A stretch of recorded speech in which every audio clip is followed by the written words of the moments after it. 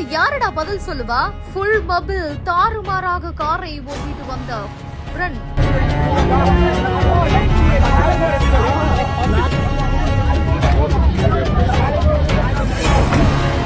Tyre கழண்டது கூட தெரியாத அளவிற்கு தலைக்கேறிய மப்பு மகனை பிடித்து தர்ம அடி கொடுத்து எண்டு ட்விஸ்டை கொடுத்த பொதுமக்கள்.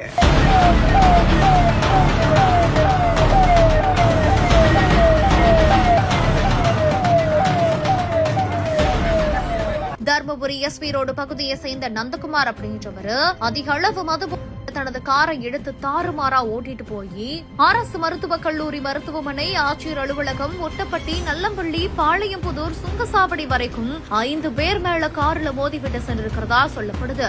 இப்படி அதிவேகமா போனதுனால ஒரு கட்டத்துக்கு மேல அந்த காரோட டயர் வெடிச்சிருக்குதாமா.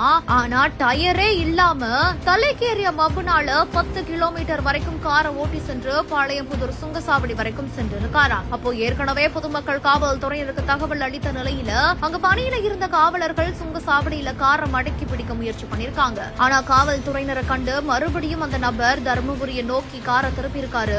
கட்டுப்பாட்டை இழந்த கார் சாலையோரமா இருந்த பள்ளத்துல இறக்கி இருக்குது. இதையடுத்து பொதுமக்கள் நந்தகுமாரை பிடிச்சு தர்ம அடி கொடுத்து காவல்துறையினர் கிட்ட ஒப்படைச்சிருக்காங்க.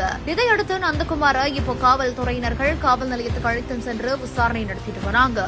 இந்த ஒரு சம்பவம் அந்த பகுதியில பெரும் பரபரப்பை ஏற்படுத்தியிருக்கு.